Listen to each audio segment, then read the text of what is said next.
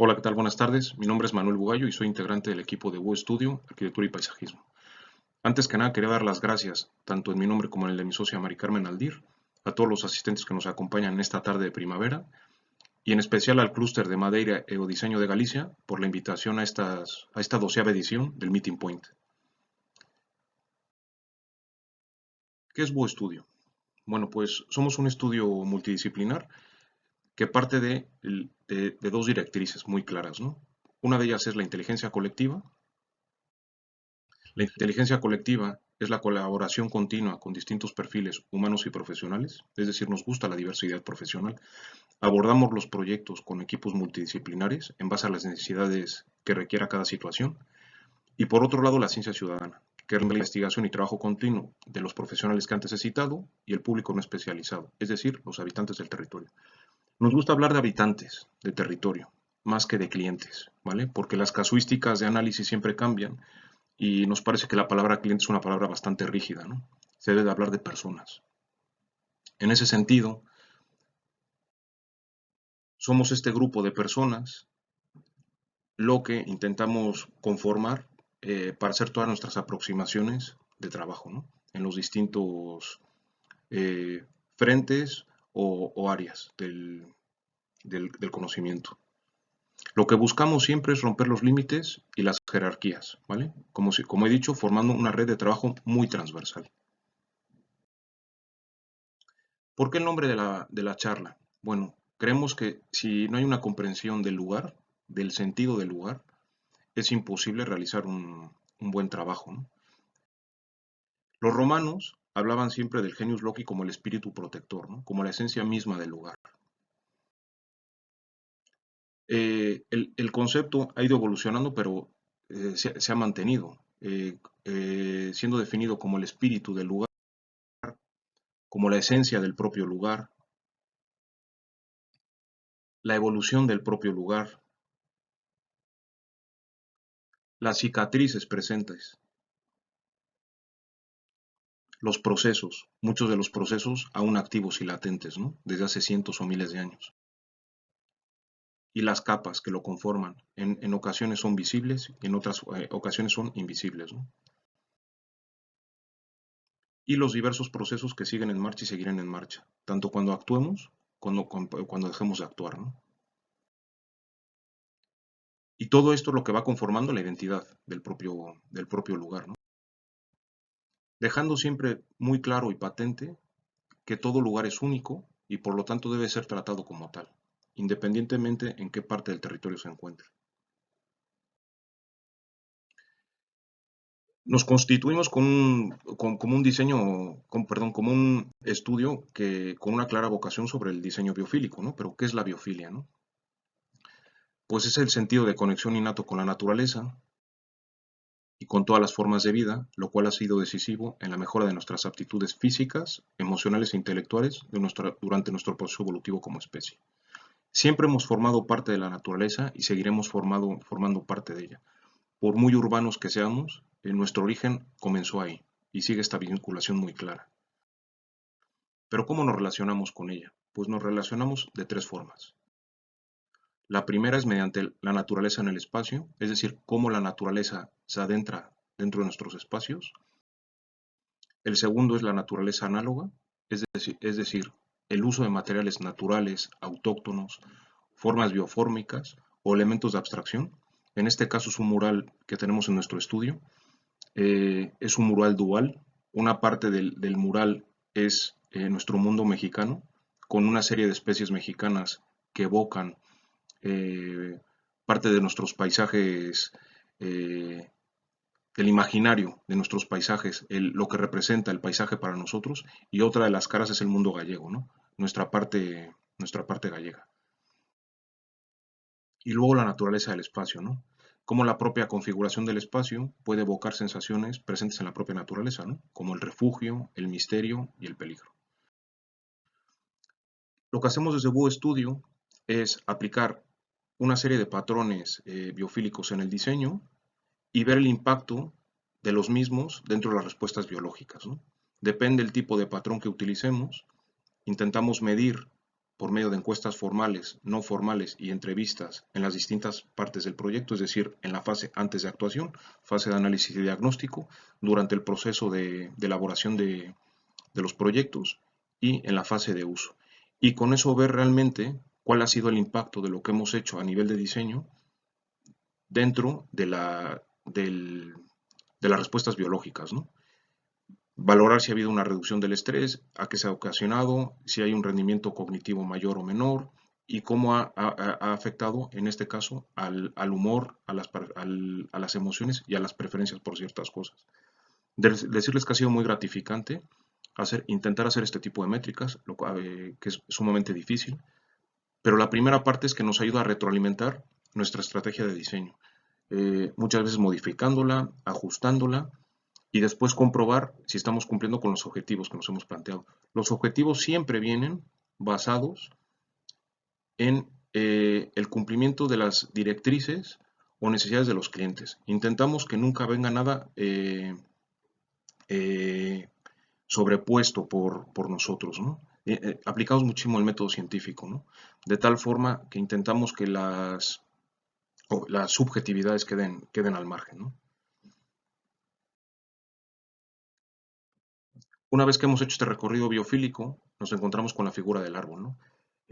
Cuando nos invitaron a las charlas, estábamos extremadamente agradecidos, pero lo primero que queríamos hacer era un alegato por el propio árbol, ¿no? Un alegato por el árbol como elemento vivo, como que forma parte de la naturaleza y de sistemas muy complejos como pueden ser los bosques, y después en su transformación como material constructivo, ¿no? Como el derivado de la madera, ¿no? En ese sentido, hablar un poco de nuestro bosque primitivo, nuestro bosque familiar. Lo que están viendo es una imagen de a Carballera de Xesta, en el Concello de Alama, es nuestra aldea. Es una imagen de lo que vemos desde nuestra casa, en este caso desde mi casa paterna, ¿no? Entonces esta conexión ya inmediata con la figura del bosque, ¿no? Y después es curioso, y aquí me gustaría citar a Francis Hale, el gran erudito francés de los bosques, que comenta: la forma de la copa nunca es aleatoria. Cada árbol tiene su programa específico de desarrollo, controlado por genes desde la germinación. La forma del árbol adulto puede ser modificada por factores ecológicos, pero siempre persisten las reglas de desarrollo. Tuve la gran suerte de conocer a este hombre en unas charlas que impartió en Guízamo. O sea, lo tuvimos aquí en la provincia de La Coruña hace unos años, lo cual fue una maravilla. Y cómo él, en todos sus escritos y los proyectos que tiene en marcha, habla de la importancia de los bosques, ¿no? Por lo cual les aconsejo que busquen, que lean mucho sobre Francis Hale, sus libros en conjunto o con Gilles Clement, que son una maravilla, y en especial que busquen su proyecto del bosque primario. Me parece que es muy importante y en este foro hay que comentarlo para los que no estén familiarizados. En Guízamo tuve la suerte de que Francis nos hablara de las estructuras de los árboles, ¿no? Cómo crecen y se desarrollan los árboles, lo cual me pareció fascinante porque habla de arquitectura de los árboles. Y no por ser arquitecto, ¿no? Sino por tener esta comprensión botánica del elemento, entender sus desarrollos, sus procesos, el por qué, cómo un árbol se asocia con el otro, etcétera, ¿no? Y cómo se va adaptando al lugar donde pertenece, ¿no? Eh, Volviendo un poco al origen de la plática, el sentido del lugar, ¿no? Y después Francis hablaba de cómo, hablaba un poco también lo ha citado en varios de sus publicaciones o libros, la transformación del árbol en madera, ¿no? Entonces hablaba un poco cómo los artesanos, en este caso los artesanos de los violines Stradivarius, sabían perfectamente qué árbol utilizar, en qué época cortarlo, qué parte del árbol tenía que ser o qué tipo de especie tendría que ser utilizada para las distintas partes del violín. Pero eso lo tenemos en Galicia, porque ha habido una clara tradición artesanal en torno a la madera, ¿no? En esta imagen de José Suárez Fernández podemos ver a un carpintero, al parecer con su hijo, eh, dándole forma a lo que es la rueda de un carro, ¿no? Pero bueno, hemos tenido artesanos, afortunadamente, aunque cada vez menos, tenemos artesanos de la madera que aún siguen trabajando muy bien la madera, y poner en valor este elemento, ¿no? Entonces, al final, un poco lo que buscamos desde Búho Studio es poner en valor tanto el árbol como ser viviente, como sus derivados en los procesos de transformación en la madera, ¿no?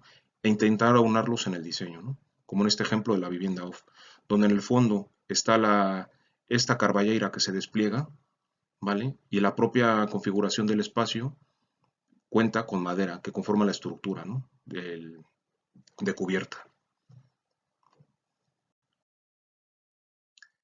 Ahora les hablaré de 6 experiencias biofílicas. Nos gusta hablar más de experiencias biofílicas más que de proyectos, porque el proceso de aprendizaje para nosotros es sumamente importante, a veces más importante que el propio resultado. Entonces, la primera de ellas es apaisaje de confinamiento, la pandemia como una oportunidad de reconexión, ¿no? En ese sentido, eh, cuando fue la pandemia, hicimos una serie de experimentos desde casa y uno de ellos fue lanzar una macroencuesta con el fin de saber cómo vivías el confinamiento, ¿no? En ese momento todos nos sentíamos un cuadro de Hooper, ¿no? Donde éramos espectadores de lo que ocurría afuera, pero a su vez la naturaleza era espectador de lo que ocurría dentro de nuestros hogares, ¿no?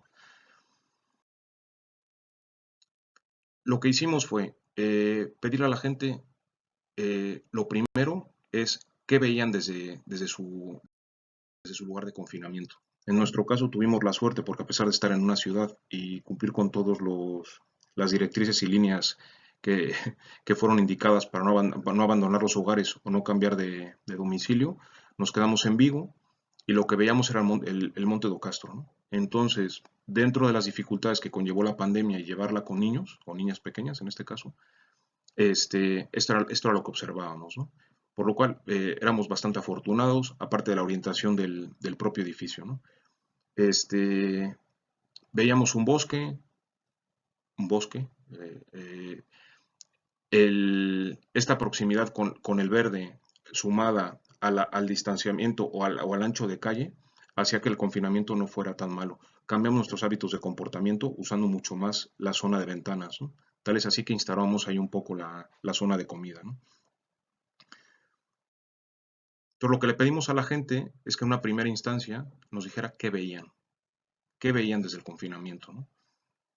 Tuvimos la suerte de contar casi con una participación cercana a las 900 personas de distintos puntos de la geografía, principalmente en España y en México, por nuestra vinculación con estos países.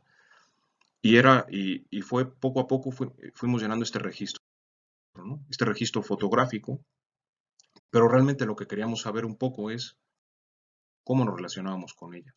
Entonces lanzamos una serie de preguntas, desde dónde vives el confinamiento, que nos definieran si era un piso, una vivienda, si estaba en el rural, en el urbano, si valoras más lo que estabas viendo, si vives más hacia el exterior en este confinamiento, si usas más este espacio de observación, ¿vale? Es decir, si haces un Hooper, ¿no? Y estás contemplando lo que está ocurriendo en el exterior.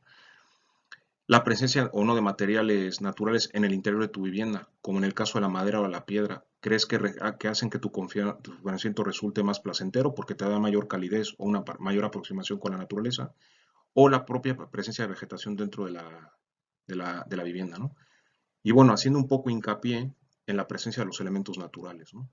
Si se dan cuenta en todas las preguntas, realmente la gente valoraba más este contacto inmediato o no con la naturaleza. Y en el uso, en este caso, de materiales naturales como la piedra o la madera, la gente valoraba muy positivamente. O sea, estamos hablando más del 80% de las casi 900 personas encuestadas, tener contacto con materiales como la madera. Entonces, bueno, esta es la primera aproximación. Dejar un poco claro esta transversalidad. O sea, nos gusta hacer este tipo de estudios porque creemos que retroalimenta hasta proyectos de propio diseño, arquitectónico, paisajístico, ¿no? Entonces siempre intentamos hacer este tipo de estudios o experimentos a lo largo del año para ir nutriendo y bueno, seguir aprendiendo, ¿no? Es un aprendizaje continuo, como les decía. Nuestra formación comienza en México, continúa aquí en España, pero siempre sobre todo yo he venido de una escuela de arquitectura donde el proceso es determinante, ¿no? Lo que aprendes en el proceso. Entonces este tipo de ejercicios nos ayudan a mejorar este proceso como estudio, ¿no? de arquitectura y paisaje. La segunda experiencia biofílica de la que les quería comentar es el inventario y catálogo del arbolado del casco bello de Orense. Es un proyecto que hemos acabado, pero está en continua retroalimentación con la oficina del PERI y el casco bello de Orense para la nueva redacción del PPU, del Plan Especial del Casco Bello de Orense, ¿no? Eh, Fue un trabajo fantástico porque se definieron una serie de zonas a ser estudiadas, 12 zonas en particular: a Rua do Paseo, a Praça das Mercedes, os Jardines de Padre Feijó, el Claustro de San Francisco, el Cementerio de San Francisco, la Alameda, la Praça Bispa Cesario, la Praça de la Madalena, los Jardins das Burgas, la Praça San Marcial, Praça de la Trinidade y o Jardín do Pocio, ¿no? Lo que se vio, ¿cuántos ejemplares había en cada zona? ¿Vale? Cada zona podía ser desde una plazoleta, una plaza, un claustro, un cementerio, un jardín, ¿vale?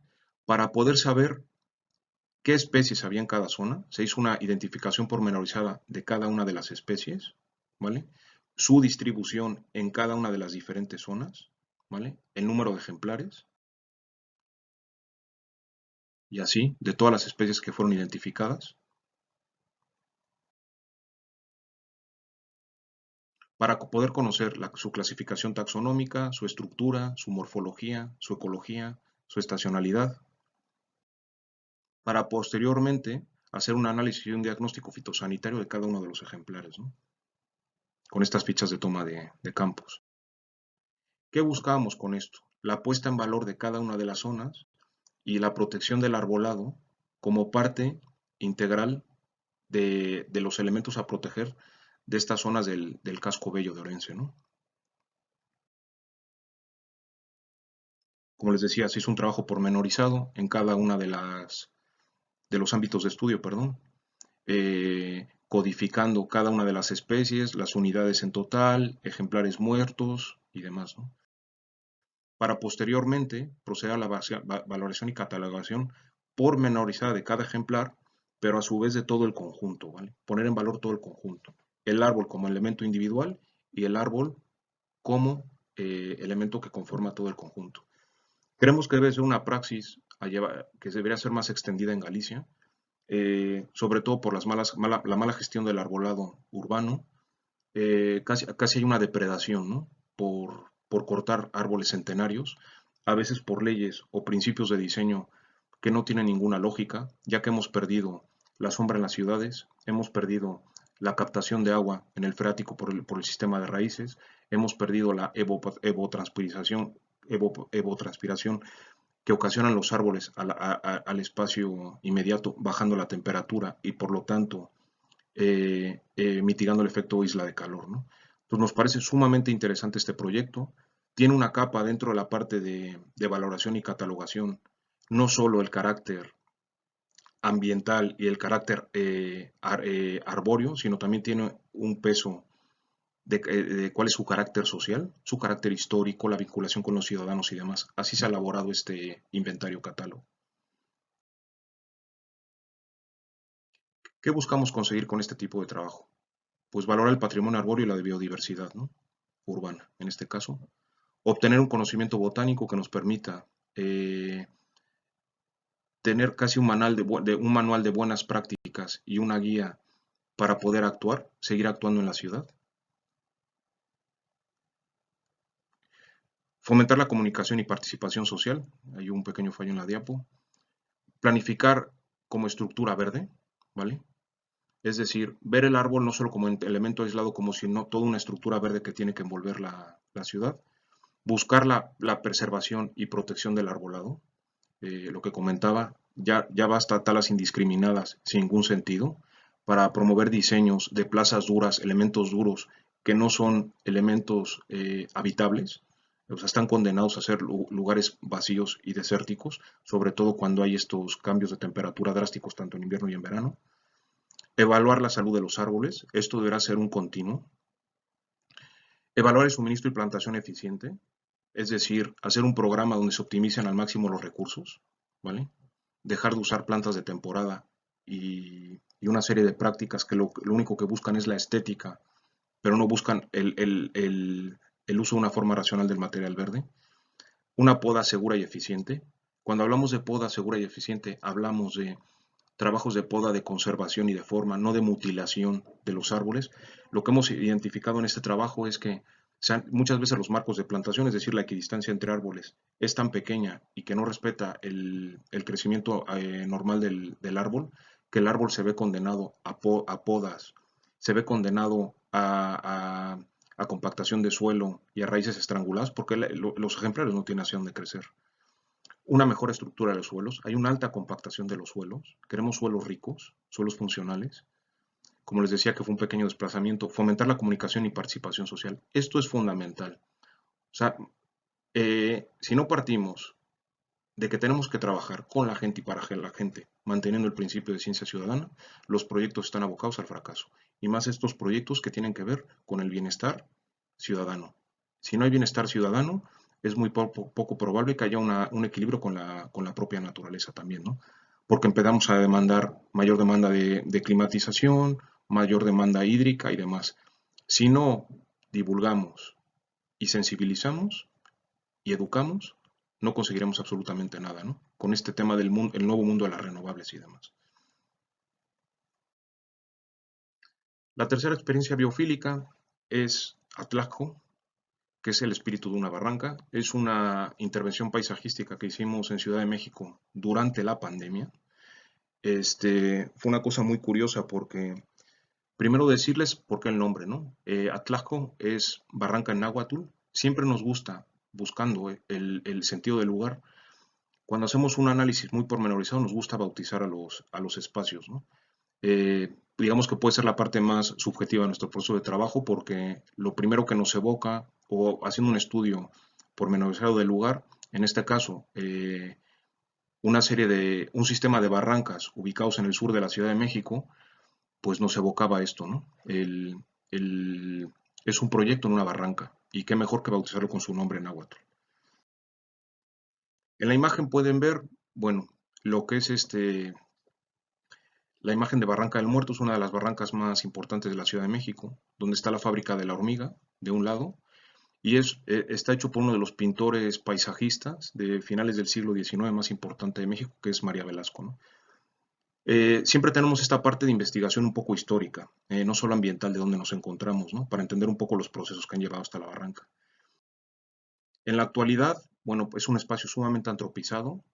Es un claro ejemplo de un tejido urbano social desigual. De una parte de la barranca hay un alto poder adquisitivo y del otro lado hay un bajo poder adquisitivo.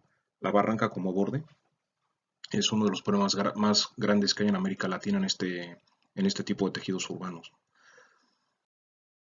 Entonces, en ese sentido, el cliente llegó a nosotros por nuestra web porque habíamos hecho un proyecto que no se llegó a materializar en la finca o en el terreno de al lado. Y como les decía, fue un proyecto que se hizo a distancia, con una sola visita a México. Había más visitas programadas, pero apareció la pandemia y tuvimos que parar las visitas. Y fue un trabajo sumamente interesante, donde realmente pusimos en valor la ciencia ciudadana, ¿no? Y la inteligencia colectiva, ¿no? Entonces, por medio de videollamadas, nosotros hicimos el proyecto de paisaje, y la dirección de obra la llevó el equipo de arquitectura que desarrollaba el diseño de la casa, y trabajamos de una forma articulada muy buena, ¿vale? Entonces, en este sentido, dar las gracias a Michel Figot, que fue el estudio de arquitectura que llevó la obra, ¿no?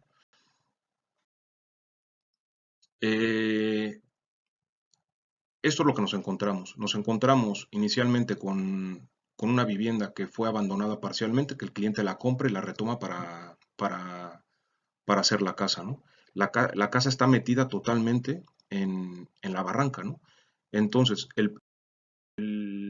digamos que el primer objetivo era, ya que iba a ser una casa bastante grande, que ya estaba, el volumen ya estaba configurado y el cliente tenía que respetarlo. eh, lo primero que hicimos fue una evaluación y diagnosis de la vegetación existente. Hicimos un inventario muy potente del estrato herbáceo, arbustivo y arbóreo. Y la primera línea de trabajo, o la primera directriz, fue la conservación y la plantación de arbolado. En ese sentido, una vez superponiendo el proyecto de arquitectura, lo que intentamos fue conservar todos estos árboles en la medida de lo posible. Y lo conseguimos casi en un 90%, ¿no? Con la implementación del proyecto de paisaje, que es el que ven en pantalla. La siguiente, digamos, línea de trabajo fue, aparte de conservar el arbolado, cómo podemos irnos adaptando a un terreno tan abrupto sin desconfigurarlo, ¿no? Entonces fuimos haciendo pequeños muros de contención o socalcos que se fueran adaptando poco a poco, conservando los valores ambientales de la barranca e intentando salvar la mayor cantidad de arbolado posible. El que no pudimos salvar fue o porque ya había sido tocado inicialmente por la primera obra cuando se hizo la primera vivienda, pero les digo, cerca de entre un 85 y un 90% del arbolado que cuando llegamos estaba presente, lo hemos podido salvar. Eh, Tuvimos que talar un solo árbol por temas de seguridad y de diseño, y los demás ya estaban tocados, estaban prácticamente muertos y hubo que talarlos, ¿no? En ese sentido, lo que hicimos fue hacer todo un proyecto que se fuese adaptando a la barranca, en la primera parte de la vivienda, en los distintos niveles, haciendo estos socalcos con chapas metálicas, y después generando un deck que lo que hace es bajar a la barranca e ir abrazando los árboles que se van encontrando a su alrededor, ¿no? Como el juego de alturas y tipos de vegetación que nos dan estas distintas jardineras, muros contenedores, ¿no? De chapa, hasta obtener esta imagen, ¿no? Este es el acceso que genera una gran perspectiva donde podemos ver los árboles conservados y cómo el propio pavimento se va adaptando a los arbolados. La configuración del gran espejo de agua también se va adaptando, ¿vale? Vemos una gama de colores homogénea e integrada. O sea, hemos intentado que nuestra intervención, aunque es una gran intervención, esté muy mimetizada, ¿vale? Y lo que comentaba, la presencia del gran cuerpo de agua que acompaña al visitante, ¿no? Un elemento biofílico de primer orden. La entrada principal, cómo esta serie de pérgolas coordinadas y diseñadas por Michel Figot, pero con la parte de paisaje por nuestra parte, cómo estas transiciones con los elementos de agua, cómo el gran estanque se convierte en una lámina de agua que da acceso a la vivienda y refleja todos los árboles existentes. Lo que decía, poner en valor hasta con la propia agua el efecto espejo de todo lo que te envuelve, ¿no? Un detalle más, lo que les decía, está el estanque de agua y este salto de agua. El valor del agua, no solo visual, sino el valor biofílico a nivel sonido, ¿no?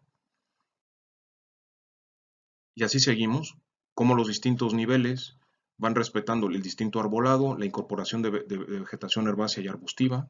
Ahí podemos ver un Maglonius ulejana, que fue un árbol de nueva plantación, ¿no? Por petición un poco en este caso de la clienta, que queda un árbol con una floración de esas características. Y después, como era muy importante mimetizar los bordes, ¿no? O sea, cómo se intentan tocar bordes abiertos a la barranca, que no sean drásticos, ¿vale? Y que generen este sentimiento de la invado, la ocupo, pero la respeto en cierta medida, ¿no?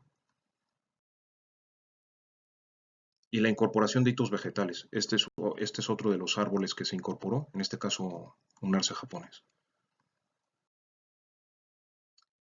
Luego partimos de la base de la conexión tectónica, ¿no? O sea, cómo se relacionan tanto el interior y el exterior, ¿no? Entonces aquí hubo una estrategia de uso de materiales con Michel Figot. Él ya tenía preconcebido el uso de madera en el interior.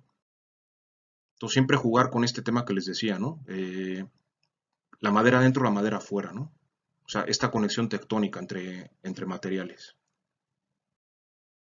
Y se fue trabajando de esa manera, la conservación del arbolado exterior con la incorporación de la madera de forma interior, ¿no? Tanto en vigas como en paramentos horizontales como en paramentos verticales, el propio mobiliario, la propia idea de cromatismo, ¿no? De todos los elementos. Se hizo un trabajo conjunto bastante bueno, ¿no?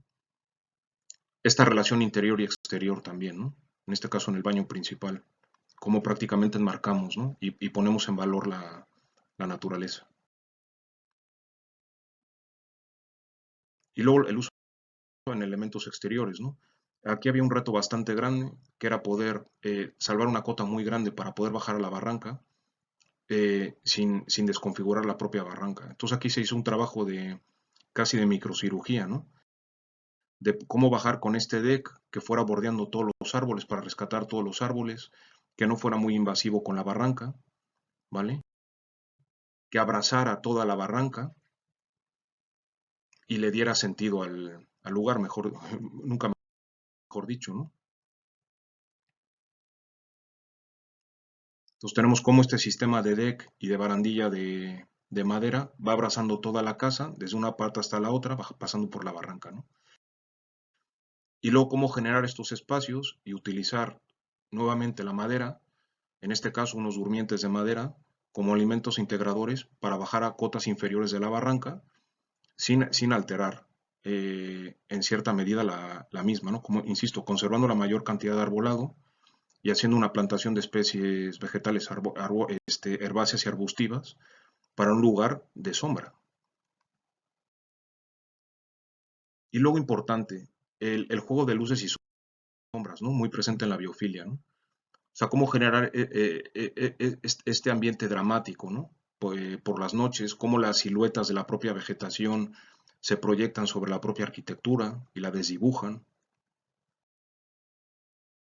Cómo generar estos ambientes de misterio y de presencia, ¿no? Por ejemplo, en esta parte es el acceso principal a la vivienda. La integración de luminarias como elementos vegetales, ¿no? Hemos integrado un elemento que simula un bambú y después la propia luz que arroja, aunque son círculos, tiene varias direccionalidades y depende del paramento que toman, hace formas bastante orgánicas y caprichosas, ¿no? Emulando la naturaleza. Hemos intentado hasta conseguir eso con la propia iluminación, ¿no?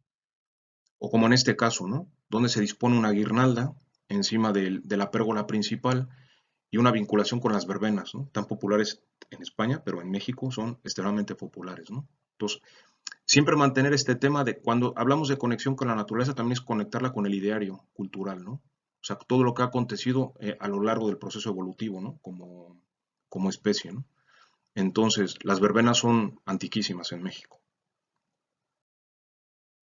Y después, cómo en la noche, este elemento que envuelve toda la casa, con la iluminación en la barandilla, genera todo un recorrido muy sutil, ¿no?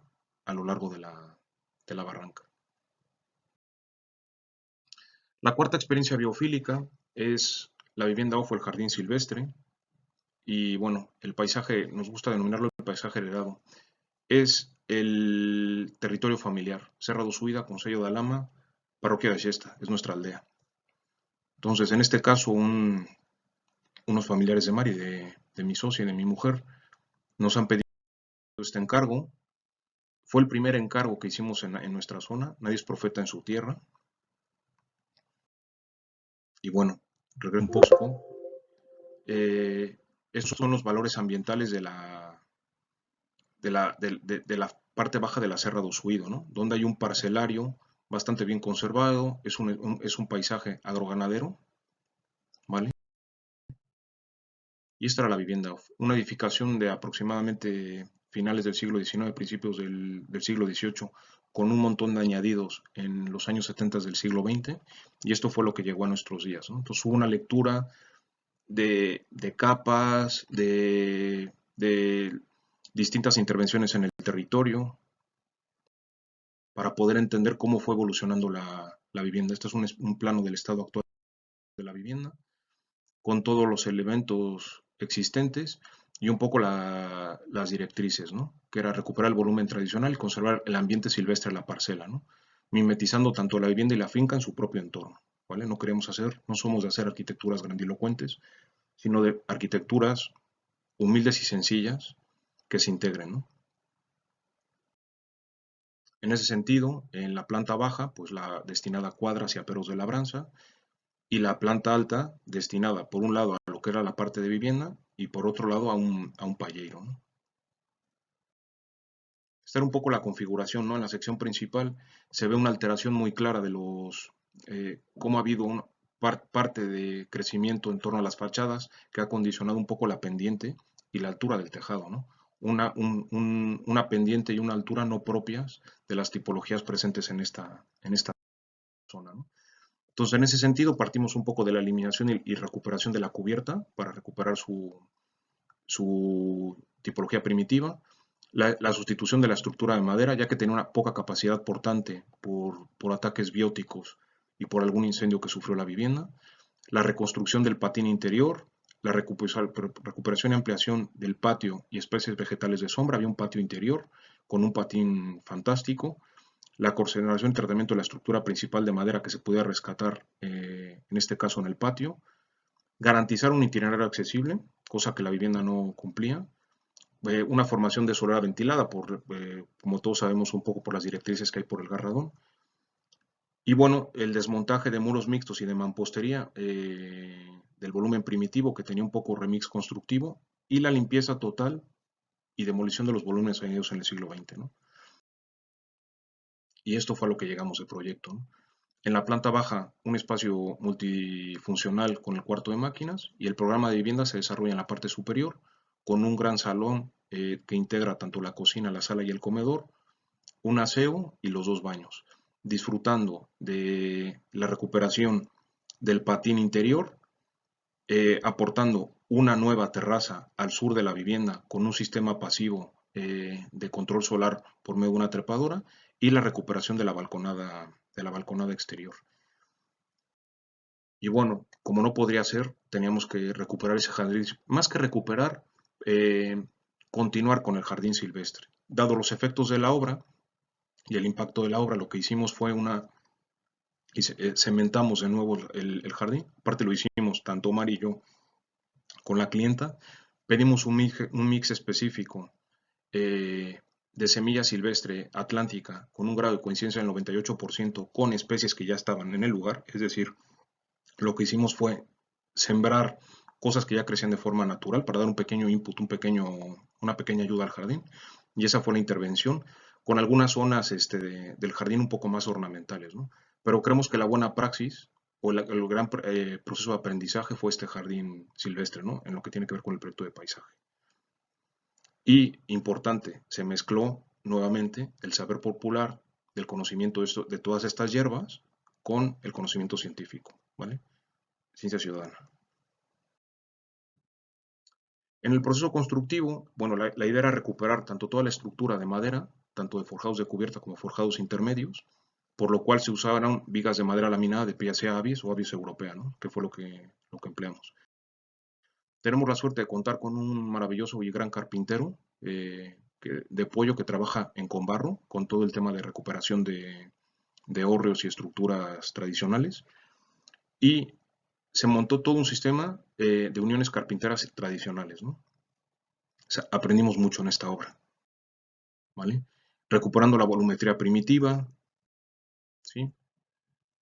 Y empezando a tener este tipo de sensación, espacial, ¿no? Volúmenes y coluras, y texturas tradicionales, ¿no? Tanto en la parte de la vivienda como en la parte del bajo, con una clara vinculación con la piedra, ¿no? Esta aldea se llama Shesta, pero se podría llamar perfectamente Alashe.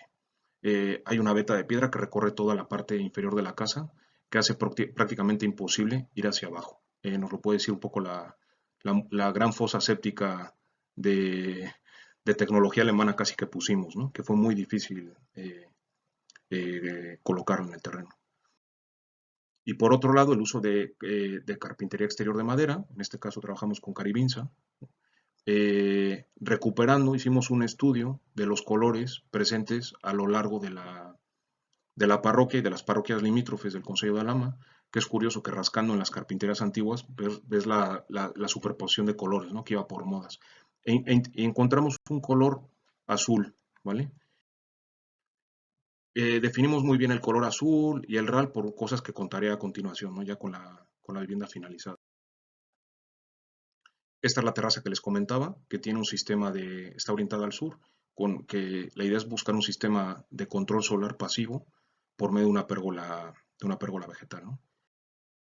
Y este es el resultado de la vivienda, ¿no? O sea, cómo hemos recuperado la tipología constructiva, cómo el volumen se asienta en cuanto a tamaño, forma y escala al núcleo, de una forma más orgánica, más natural.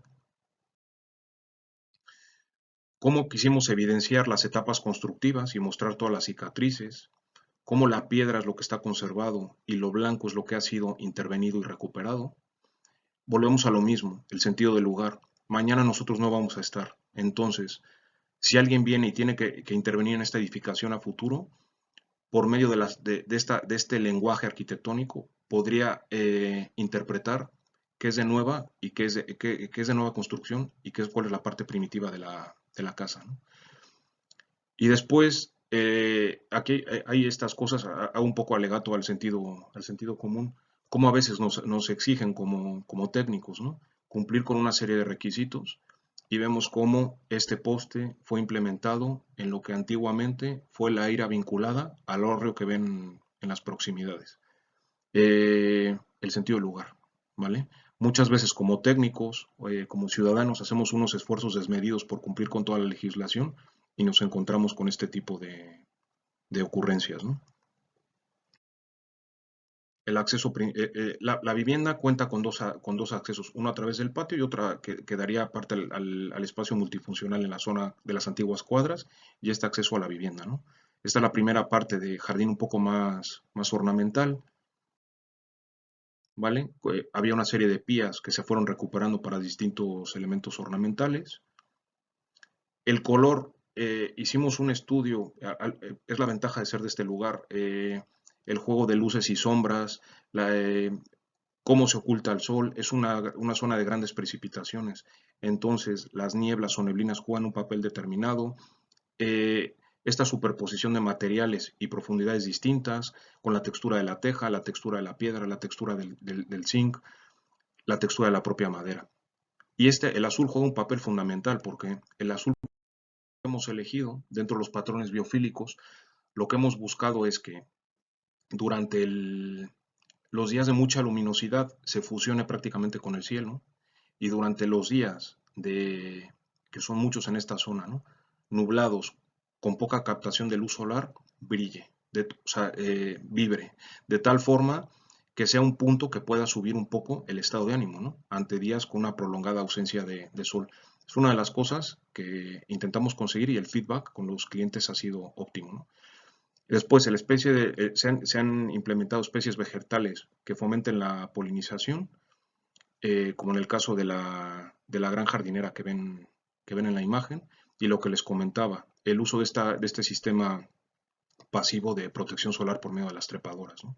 Este es el acceso accesible, digamos, a la vivienda off, que puedes entrar desde la calle a esta parte. Una imagen de la vivienda off desde lejos, ¿vale?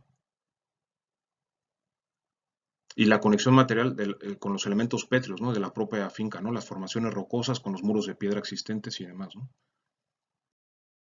Y una vez estando en el interior, pues podemos ver esta conexión visual con la naturaleza. Hay perspectivas directas hacia la ría de Vigo. En buenos días y días soleados se ven las Islas Cíes. Grandes aperturas para termorregular la vivienda en verano y en invierno, sumado a la pérgola que en verano protege.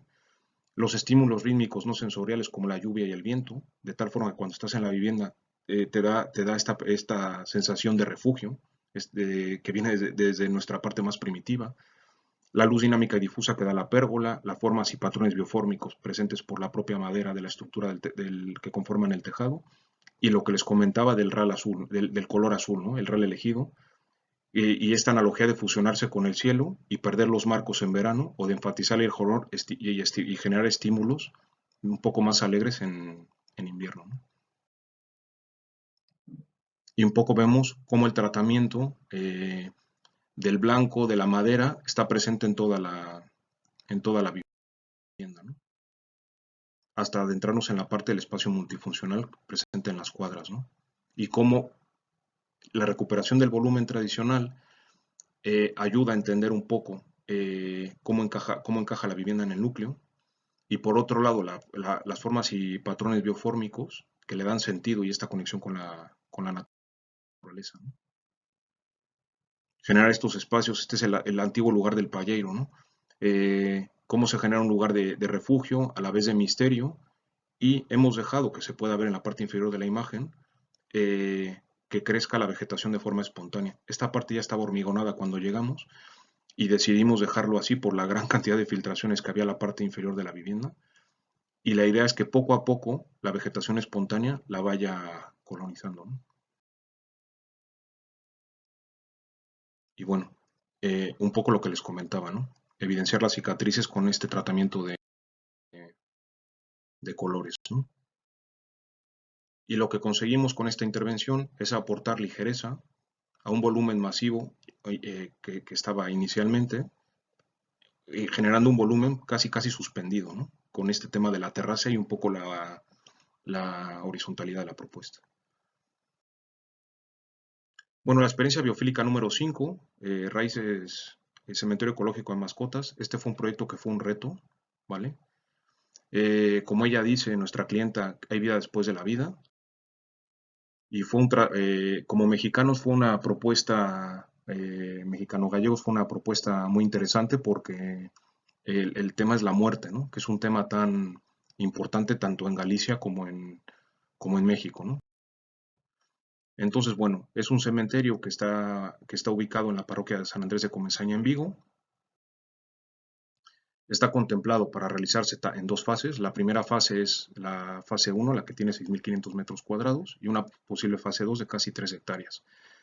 El principal reto es que estaba en un antiguo vertedero, ¿no? Entonces había que tratar esta temática, ¿no? Ahí está la fase 1 que les comentaba, que es la que ven en pantalla, una gran explanada con una arboleda autóctona, ¿no? Encontramos la presencia de matas de especies invasoras, ¿no? Como pueden ser la mimosa o en este caso la pampa cortedaneria o el plumero de la pampa, ¿no? La afección de los incendios del año 2017, que curiosamente arrasó con todos los árboles que había en la explanada, pero no con esta franja de bosque autóctono de los carballos. Y bueno, un poco la intervención lo que buscaba era la conservación de la robleda, la eliminación de especies invasoras, la rehabilitación y ampliación de una edificación tradicional existente para hacer lo que es la parte de velatorio y crematorio, y la recuperación y revegetación de la cubierta vegetal, perdón. Entonces pasaríamos de esto un poco a tener esta óptica con el paso de los años, ¿no? Es un proceso un proyecto que irá evolucionando poco a poco, ¿no? Para afrontar el tema del cementerio, bueno, pues requerimos a la fitotecnología, que es el uso de vegetación para remediar, contener o prevenir contaminantes en los suelos y sedimentos. Entonces, ¿qué intentamos hacer? ¿Por qué la fitotecnología? Primero porque está basado en principios ecológicos en los sistemas naturales, ¿no? Y lo que intenta es que el propio árbol, por medio de la energía solar, pueda abordar la limpieza y regeneración de los suelos y el agua contaminada, ¿no? Es un método innovador, sostenible, no invasivo y de bajo coste, ¿no? Entonces, hay varios mecanismos, ¿no? Para fitorremediar el suelo, ¿no? Puede ser a través de las hojas, puede ser a través de las propias raíces, puede ser a través de la capacidad de la planta, ¿no? Por la fitoextracción, por ejemplo. Entonces, un poco lo que buscamos es recuperar un espacio degradado. Aquí vemos un poco cómo vamos llegando, la zona de ahorras naturales, la edificación sujeta a rehabilitar, la recuperación de la cubierta vegetal, la conservación de la arboleda, las especies arbustivas como barrera vegetal de protección, los nuevos árboles de plantación, los enterramientos en círculos concéntricos, ¿vale? Y una zonificación cromática. La idea es identificar por colores los enterramientos para poderte mover con cierta libertad.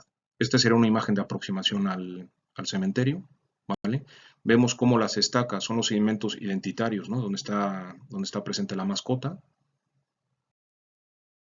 La edificación es muy pequeña porque estamos trabajando en suelo rústico, por lo cual tenemos que utilizar la edificación tradicional y el 50% de su ampliación. Es un programa muy ambicioso en un espacio extremadamente pequeño.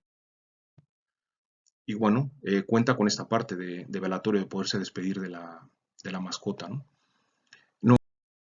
nuestra clienta, que es una gran emprendedora y tuvo una idea de proyecto o de modelo de negocio fantástica, plantea este tipo de enterramientos, ¿no?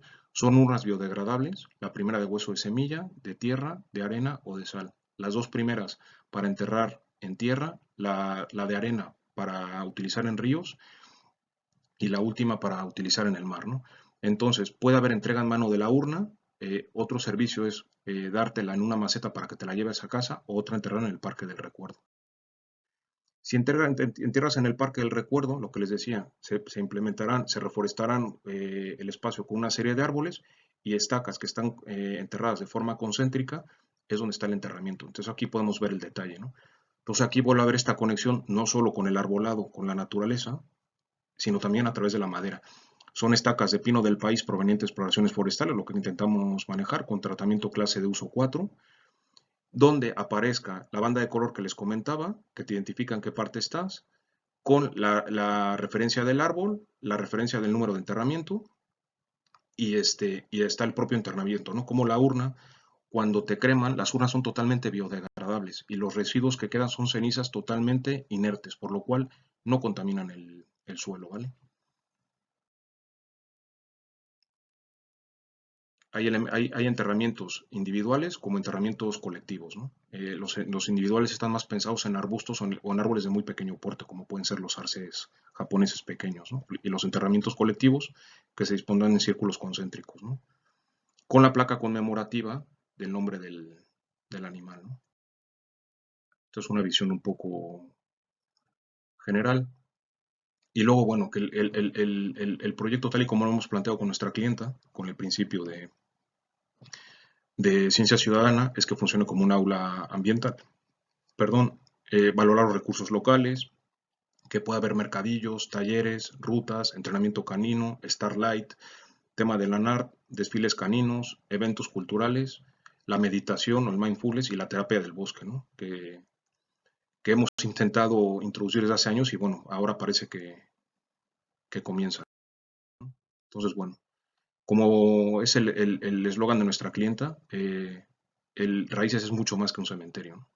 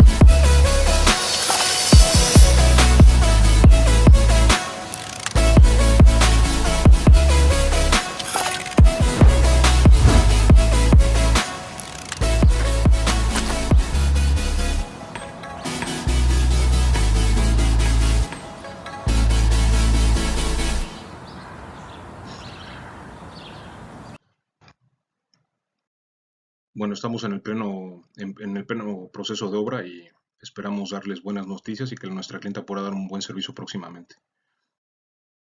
Y por último, y muy brevemente, la experiencia biofílica número 6, que es un encargo que nos han hecho, eh, eh, uno de los últimos encargos que tenemos, que es el hórreo de la vivienda OFF, y es recuperando parte de la identidad familiar, ¿no? Entonces, como ese pequeño elemento que aparte aúna, ¿no? Nuestros dos mundos, ¿no? Porque este binomio gallego-mexicano que tenemos, pues, somos parte de la diáspora mexicana, y con un producto que ejemplifica muy bien esta fusión entre las dos culturas, ¿no? Que es el maíz, ¿no? Que cambió por completo la configuración del rural gallego con la introducción del maíz, ¿no? Y viene a generar elementos de patrimonio etnográfico tan valiosos como son los hórreos, ¿no? Que son BIC. Entonces, bueno, simplemente aquí hay una pequeña reflexión de que hay un estudio pormenorizado de la talla, de las hendiduras y los ducos que daban sentido a esta arquitectura sin arquitectos y cuál debería ser nuestra forma de intervenir, ¿no? Por un lado, el estudio de bibliografía especializada, como son todos los documentos del gran Pedro de Llano, nuestros propios análisis pormenorizados in situ y, bueno, la recuperación de la memoria, ¿no? Del lugar. Y está en proceso. y pues muchas gracias por vuestra atención y de nuevo gracias por acompañarnos en esta jornada de jueves.